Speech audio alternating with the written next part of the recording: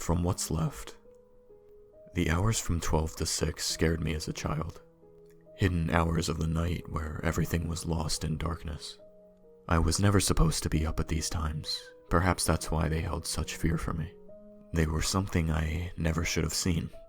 But nights came when there was no refuge in sleep, and I found myself immersed in that darkness. Time seemed to stop. Everything became still.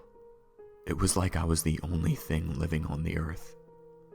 I was frightened, empty, and alone. As I grew older, this phobia became irrational. I'd often spend long nights up much later than I should. I had outgrown these worries just as I had outgrown my parents' house several years later. Yearning for independence, I moved across the country. I enjoyed the freedom of establishing my own life and escaping the anchors of childhood. Time passed and I forgot I ever even had the fear of the night at all. Occasionally I would visit my parents, but after my mother died, I made the trip back less often. It had been nearly 3 years since I had last been home when I returned from my father's funeral. A strong sense of guilt flooded over me as I returned to that house. Walking through the old doorways and hearing the floorboards creak in the same places they always did was comforting. A note of familiarity that echoed throughout my life. I found my bedroom, the place I would be staying for the next few weeks as arrangements were made after the funeral. Walking to the window, I could see the yard covered in undisturbed white snow, stretching back to the forest where I used to play. Little had changed from what I remembered. The first few days were rough. I struggled to accept that I was now forced to live a lifetime without the guidance and love my parents provided. At every turn, there were memories. They haunted this place like ghosts. I tried so damn hard not to give time to them, but they were persistent. In moments of weakness, I'd let them sneak into my mind, and they'd drag me to the ground in a fit of rage or tears. Many days and nights passed like this. The funeral had come and gone, leaving me to sort through what remained. Usually I was exhausted, spent from the strain placed upon me, and slept easily once the time came. But one night this changed. The red glow from the side table alarm clock told me it was 2:44 a.m. as I awoke. Everything was quiet and still like an image in an old photograph. It came back to me. That fear of being awake late at night. The feeling of being the only thing living in a dead world. I brushed it off, attributing its resurgence to my return to the place where the fear had developed. Moonlight shone brightly through the window. It had been snowing when I crawled into bed, but it had since stopped. I stood, moving to look out over the yard. Silence hung over the world, thick, tense, and somber. Branches shivered in the wind. Snow whipped across the frozen expanse, but I could hear none of it. The moon cast an eerie light from above, sending deep shadows to the ground below. I thought I was alone. I thought the world only existed for me in this moment. That was wrong. Something was here with me. It was a shadow, a nightmare that wore the outside world as its skin. I watched as it danced across the snow, a weightless body shimmering in the winter wind. The vaguely humanoid form left traces of itself as it moved, footprints accompanied by a fine ash-like powder. It appeared to dissolve as it walked, only to reform darker and deeper as it continued. Even as it did so, it remained encompassing, inescapable. I had become caught in its infinite being, unable to escape as it continued. Though time had stopped, I could feel my lifetime pass. The joys and pains of the future escaped, something taken that could never be regained. Then it turned and looked at me. There were no eyes. I could feel it as it dissected every part of me in an instant. Without warning, it vanished. I had watched it disappear, but had no understanding of how it had gone. It wasn't something tangible that was simply removed from sight, disintegrating from reality. It now existed only in my mind. The same clock suddenly sang out. I awoke from bed violently, seeing it now read 7:30. Breathing heavily, I sat up looking around. Caution and dread had mixed to create an incapacitating blend of fear unlike anything I had ever felt before. After a few moments, I regained composure. My eyes fell upon the window. Minutes passed as I fought with myself on what I had actually witnessed. Last night's events were only a very vivid nightmare. It had to have been. It had to. Moving to the window, I looked out over the expansive yard. There was nothing.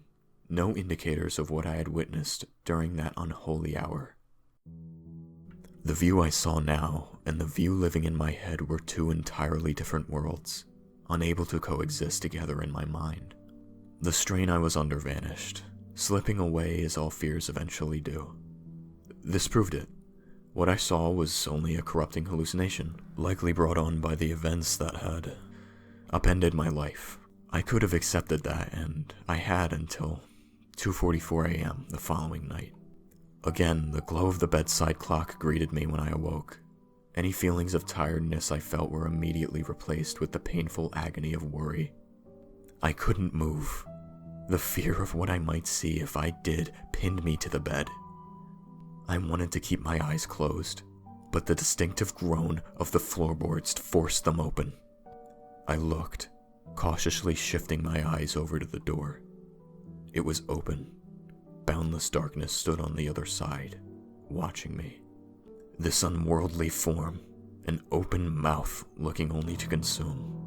I was weak as I lay before it, restrained by the fragility of my mind and body. Maybe it was moving, pulsing and writhing in an unnatural fashion. Maybe it was all in my mind, inconsolable as it recognized nothing but the terror coursing through it. Desperately, I wanted to look away. My eyes, my entire body ceased to be mine to operate. No longer was I human with free choice and will.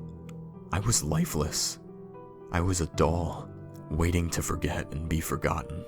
Every piece of my being belonged to it. This demon festering in fear. I could see it. A human from emerging darkness pulled taut like a bedsheet over its features. Shifting forward, it breached the barrier into my bedroom. In that moment, the world changed. No light could get through. None existed. Only me and it occupied the abyss. Looming over, its complete form, a mouth looking to be fed. It reached out to the body that lay before it. At first it wavered, then began to dissolve as it sunk into the appalling thing I now was. Hooking itself inside me, it exposed what was there. Everything I had been and was now was laid bare before it. I was shown no humanity as my being was defiled. I ceased to be human. I could feel it, probing and dissecting, feeding on what it found. Parts were devoured instantaneously, leaving in their place the hollow feeling of something lost. I was being used for what I couldn't comprehend. My vision had since long gone. Laying in blind agony, I saw inside myself. It crawled through me. Every possible thought, even the things buried too deep to recognize, were extracted and made patient to its perverse nature. It continued to crawl, warping the mind of whatever it had made of the thing it inhabited, looking for nothing but looking at everything. Then it stopped. The feeling it spread was replaced with a tight, unrelenting pain. It was the feeling of perishing in a dream, only to awaken back in reality. My eyes drew open. I sat up slowly, feeling my body tense as I began to cry. There were no tears, and no relief. I drifted through life, a ghost haunted by a ghost. Nightfall came, and after a day of unrest, and light left my world for the final time. At this point, I had given up trying to determine if what I had seen and felt was real. It didn't matter. It had ensnared itself within my mind and tormented me either way. I couldn't run from what only existed within me. It would continue to follow wherever I went, attacking viciously at my vulnerabilities. I was weak to it, and held no hope. Lying in bed was crucifying. Anxiety and dread rose up as I could do nothing about it. It was a fear of knowing what lay before you was abhorrent, and there was no returning from it. No hope for a future in any life. Desperately, I tried to stay awake for as long as possible. But this was something beyond the control of my vulgar body. Light began to drip away, becoming a distant, unreachable memory. The eyes rolling around in the sockets of my skull no longer had any use to me. I had left this world for something else entirely. A piercing choir of heavy metal doors slamming shut erupted from somewhere. It was erratic, seemingly with the only purpose being to drown out my other thoughts. It continued, chipping away at the inside of my skull. The doors were large and rusty. There were no walls, only doors scraping away at a floor that wasn't there. Deteriorating hinges and frames groaned under the violent swings, though they couldn't be seen. Just the doors and the murky blackness they existed in was all I was capable of perceiving. I was insignificant here. I screamed, or at least tried to. Amongst the metallic shrieking, I couldn't tell if any sound came out. I was a resident of purgatory, subject to torturous treatment, trying to make my voice heard. As I had the previous nights, I came to understand I was not alone. I could feel it stalking me, the humanoid shadow that had first come in those forbidden hours, born in and of human fear. I couldn't see it, but it didn't matter. It was everywhere. As I hopelessly looked for the creature, the doors lining either side of me vanished. The cries of old and abused hinges could still be heard, overpowering all other senses, including that of self. A singular door now faced me at the end of this non-existent hallway. The rhythmic sounds of a beating heart could be heard on the other side. Suddenly I was in front of it, collapsed and bare before it. Everything was louder. The beating heart, the screeching metal. I screamed again, but no one was left to hear it. What I am now is less than what I was. Part of me is forever gone, unable to be heard. What's left doesn't know it. It is a discarded doll, navigating a futile life without purpose or direction.